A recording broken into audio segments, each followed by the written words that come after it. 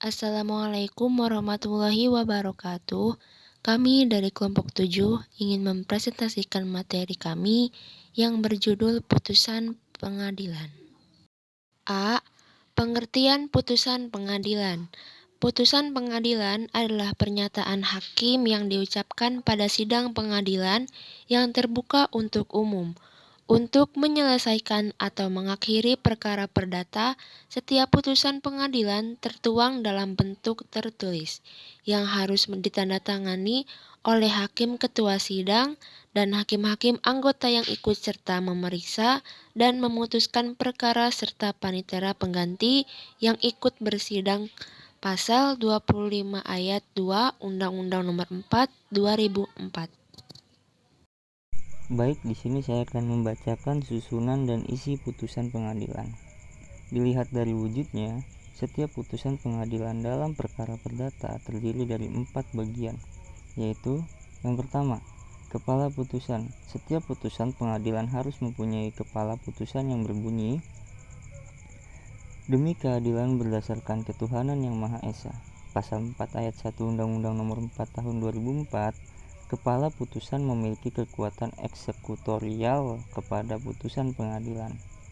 Pencantuman kata-kata demi keadilan berdasarkan ketuhanan yang Maha Esa dalam putusan pengadilan oleh pembuat undang-undang juga dimaksudkan agar hakim selalu menginsafi bahwa karena sumpah jabatannya, ia tidak hanya bertanggung jawab pada hukum diri sendiri dan kepada rakyat, tetapi juga bertanggung jawab kepada Tuhan yang Maha Esa. Penjelasan umum angka 6 Undang-Undang Nomor 14 Tahun 1970. Dan yang kedua, identitas pihak-pihak yang berperkara dalam putusan pengadilan.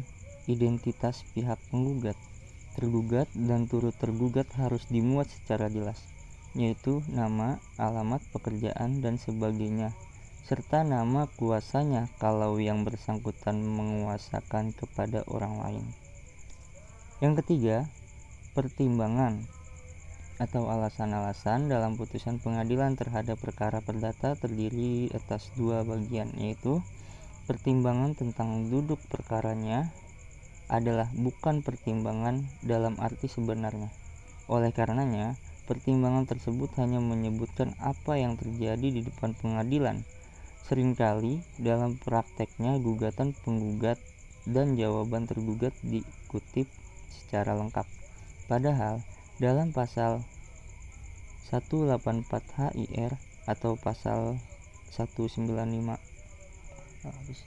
HIR menentukan bahwa setiap putusan pengadilan dalam perkara perdata harus memuat ringkasan gugatan dan jawaban dengan jelas. Pertimbangan tentang hukumnya adalah pertimbangan atau alasan dalam arti yang sebenarnya. Pertimbangan hukum inilah yang menentukan nilai dari suatu putusan pengadilan. Yang penting diketahui oleh pihak-pihak yang berperkara dan hakim yang meninjau putusan tersebut dalam pemeriksaan tingkat banding dan tingkat kasasi. 4. Amar putusan.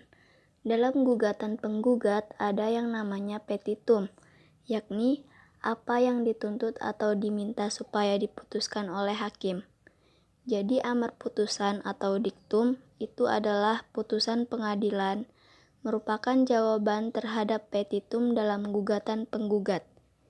Dalam hukum acara perdata, hakim wajib mengadili semua tuntutan, baik dalam konvensi maupun rekonvensi.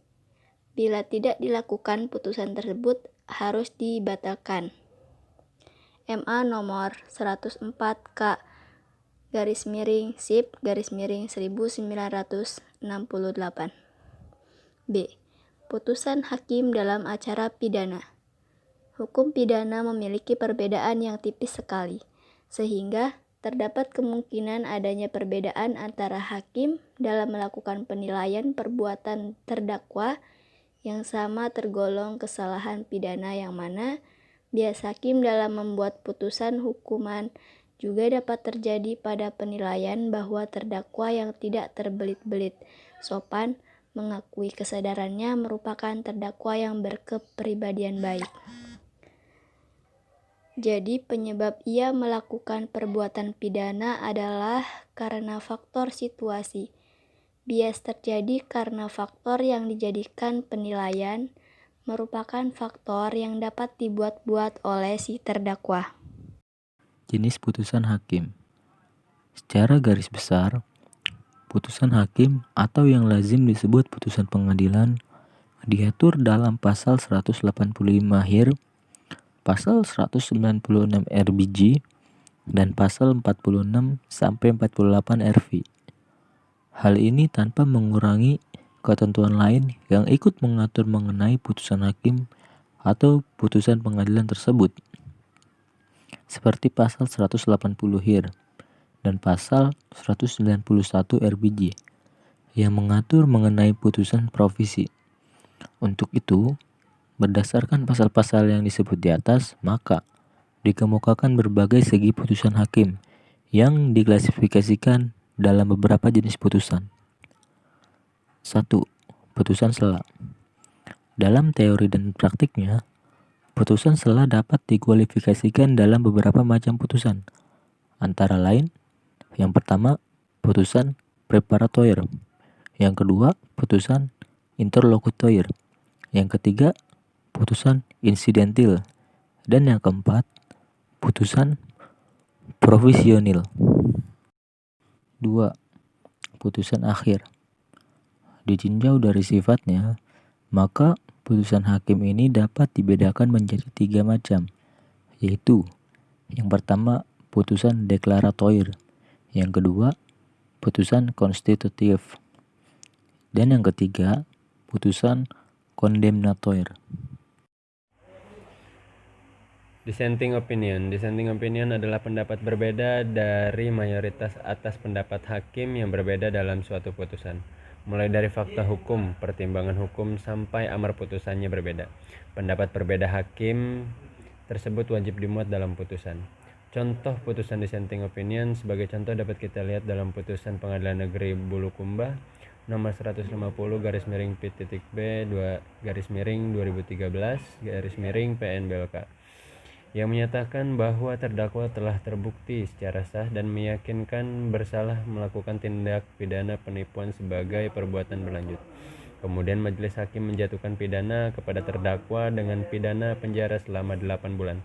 Dalam pertimbangannya, hakim sependapat bahwa tindakan yang dilakukan terdakwa merupakan kejahatan yang masih mempunyai hubungan dengan perbuatan kejahatan sebelumnya yang telah dinyatakan terbukti dalam putusan pengadilan yang telah berkekuatan hukum tetap, sehingga harus dipandang sebagai suatu perbuatan yang berlanjut, bukan merupakan pengulangan atau pelanggaran asas ni bis indem. Terkait dengan hal ini, dalam musyawarah majelis hakim terdapat dissenting opinion mengenai penafsiran asas hukum ni bis indem dan hak keperdataan saksi korban oleh Hakim Anggota 2 Bambang Supriyono SH. Dan seterusnya formalitas yang harus dipenuhi suatu putusan hakim. Dalam pasal 197 ayat 1 KUHP diatur formalitas yang harus memenuhi suatu putusan hakim, dan menurut ayat 2 pasal itu kalau ketentuan tersebut tidak memenuhi. Terima kasih. Terima kasih. Mohon maaf apabila ada kesalahan dan kekurangan dari kami. Wassalamualaikum warahmatullahi wabarakatuh.